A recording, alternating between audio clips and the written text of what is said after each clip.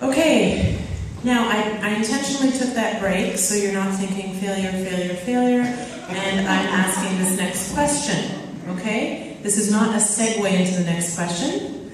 This is a totally new question. And we are looking at it from a point of success. So, I'm asking you to imagine a situation. Imagine that you were part of an existing organization with an established track record of a service-based approach. What practical steps would you take to help that organization shift to adopt a Christian community development approach? Is this existing organization a faith-based organization, or is this a secular organization? Faith-based organization.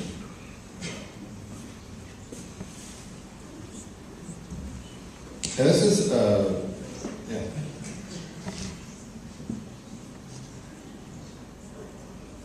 I think that the only way to do this is by creating an ongoing conversation, a dialogue. Appreciative inquiry is the sort of thing that's out there right now, where you engage people in conversation and dialogue around issues that allows them to explore things and talk about things in a non-threatening environment. You know, the problem with this is if you just sort of, in typical way, you know, hit the issues head on, it's just going to blow up. But if you can create an atmosphere of understanding and dialogue and discussion, along with, you know, creating an understanding of some biblical issues involved, with God's help and the power of the Holy Spirit, you may be able to move people in that direction. You quit and let somebody else come in who can do it.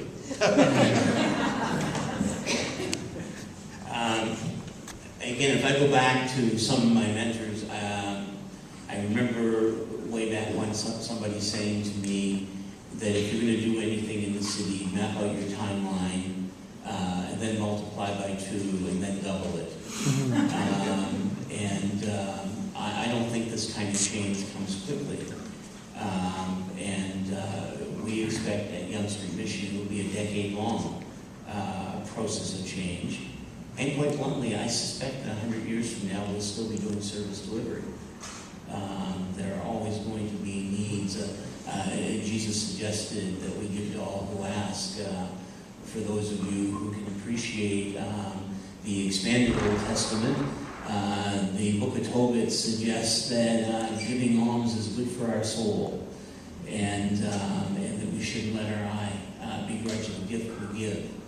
And I actually believe there are times and places where service delivery is not a bad thing.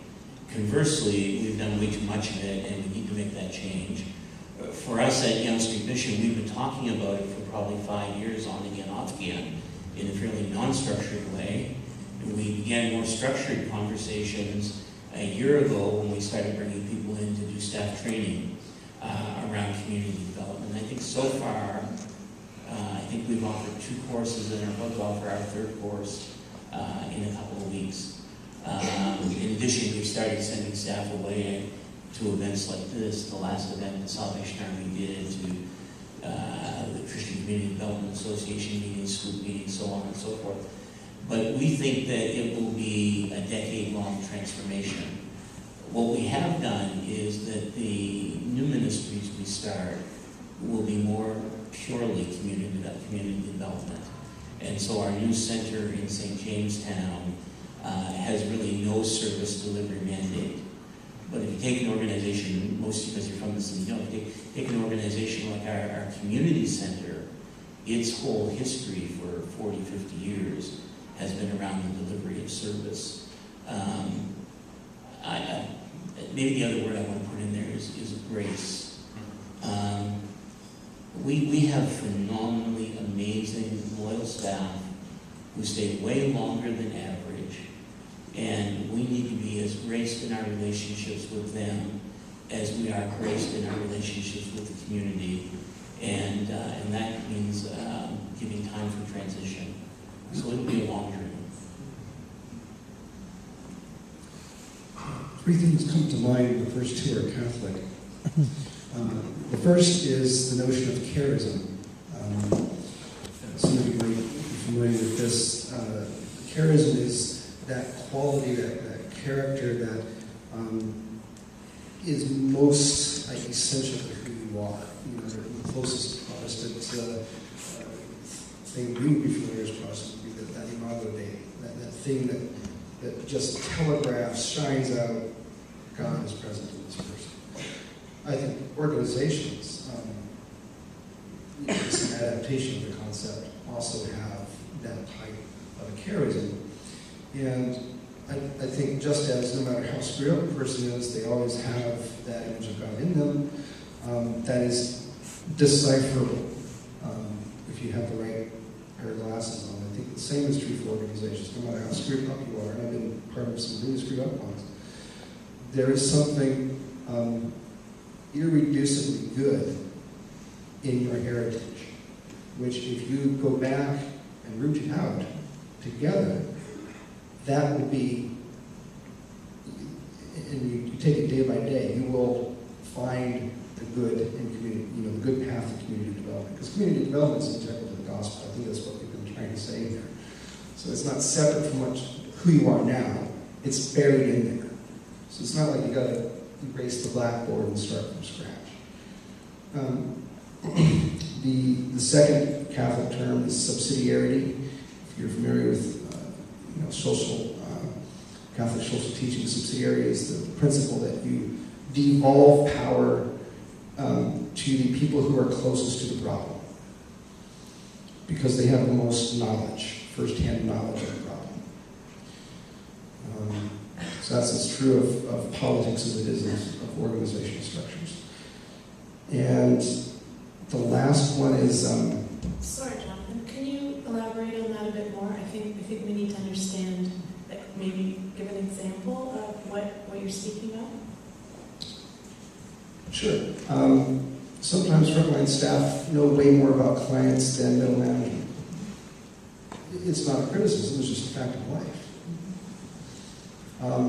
I know in Vancouver, frontline staff who know way more about the neighborhood and are way more networked in the neighborhood and are doing case management even though they're not technically empowered to do so, because they know it's best for their friends, really. That's how they see them. They're not clients, they're friends. And it's not necessarily that there's some type of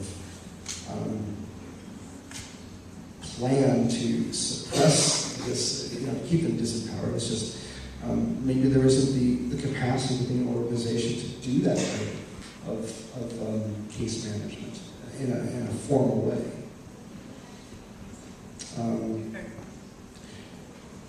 And if I could talk just a little bit longer, one more thing. It's okay to shut a program down after you've talked at length with all the stakeholders, especially the people you're trying to help, to say what's working, what would you like to improve, how would you like to be involved going forward. Shut it down, give people the training they need, staff, volunteers, participants who can become volunteers, maybe eventually staff, and you start up again.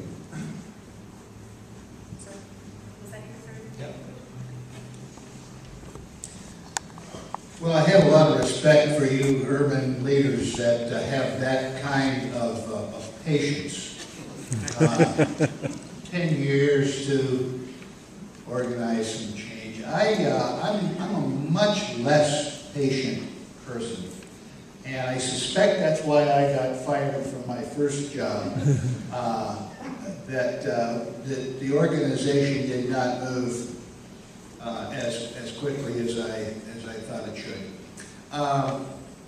When, as a ministry, doing service activities, it became apparent to me that we needed to shift into development activities. We went through every one of the programs, evaluated it through a grid. Is this strengthening the community, or is it creating unhealthy dependencies? And so one by one, we evaluated about a dozen programs and ended ended up shutting down more than half of those programs. Not that they weren't good, but we had to, as far as I was concerned, we had to declare, are we a community development organization or not? And if we are, then others can pick up service as they choose, but we have to focus on development activities. And so that was internally somewhat difficult. Some of the programs shut down, some of them spun off. We've remained good friends in the community, but we've defined ourselves as a community development ministry. I function much better coming into a group that has a history of serving, that want to start making some changes and come in as a hired hand, hired gun, and blaze away, and then let folks deal with the carnage. And I can go home. I work better that way. Although I have just made a year-long commitment to a suburban church that's doing service, and their leadership has said, we want to change our paradigm. And I said I would be glad to stick with you through at least 1 year of that process. So we'll see how that goes. Okay, changing the tenor of the discussion a bit. Yes? I'm sorry, there's a Ford Escape out the back with the window down? Me. Not a good idea. Okay, sorry, go ahead. That's okay. A lot of us in urban settings are clearly working in very multi-ethnic environments. And so one of the questions that has been asked is, in dealing with cultures where the sharing of the gospel has been accompanied by oppression and abuse, what can evangelism look like? We're wanting some really practical advice on this. So I'll repeat the question. In cultures and dealing with cultures where the sharing of the gospel has been accompanied by oppression and abuse, what can evangelism look like?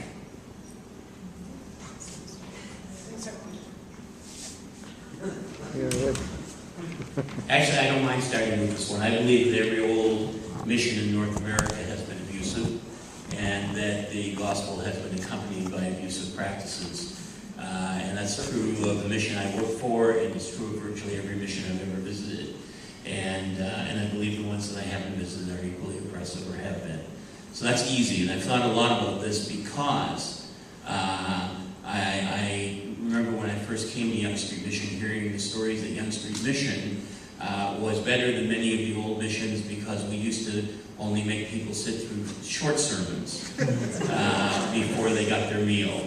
And if you work for old missions, you know all the caricature stories about soup, soap, and salvation. And obviously you have to disconnect service, including community development. Nobody ever went into a community to do community development where they haven't first already gone, there's need there. And you have to disconnect that from your process of evangelism to some measure. We learned at Evergreen a number of years ago that it was very easy to get abused kids to respond to an invitation to follow Christ, because they've learned in their homes of abuse that you never say no to people who have power. And so they would make decisions on a whim. We also learned very quickly that kids anticipated our question. In much the same way an abused kid anticipates the violence of their abuser and asks how to short-circuit it. And so kids would come to our staff and ask, can I receive Jesus as my Lord and Savior? And staff would get quite excited because the kid started, but the kid was anticipating our agenda, anticipating our power. And I've said many times over the years to staff, you just need to say, it's okay, you don't need to do that, would you like a hug? which is probably what the kid is actually looking for, or the person is actually looking for. I think that there are about 12 verses in the Bible that talk about evangelism, and I think if you go much more than that, you're misinterpreting. I think there are about 1,200 verses that talk about justice, poverty, and other issues. And there's another whole myriad of verses that talk about pastoral care. And ultimately, I'm convinced that if we do our community care right, if we do our pastoral care right, we will actually never have to ask an evangelistic question. That evangelism is a fairly natural outgrowth of good care. And I think I started using the term a number of years ago, nonviolent evangelism. I believe a lot of evangelism in North America is violent. And there's a verse in James that is not written about evangelism, but it's written about wisdom. And it's written about how you discern good wisdom from bad wisdom. And then it goes on to basically suggest how you might propagate wisdom. And it says the seed whose fruit is righteousness is sown in peace by people who make peace. Or the seed whose fruit is righteousness is sown in peace by peaceable people. And so evangelism has to become a peaceable process. We have peaceable seed. We need to sow it in a peaceable manner, and we need to sow it out of peaceable hearts. And that will grow, I'm convinced, out of our pastoral engagements. And if we engage people right pastorally, we will know when somebody is just looking to appease our power and when they might actually be truly seeking. That's a discernment issue, and we should know that.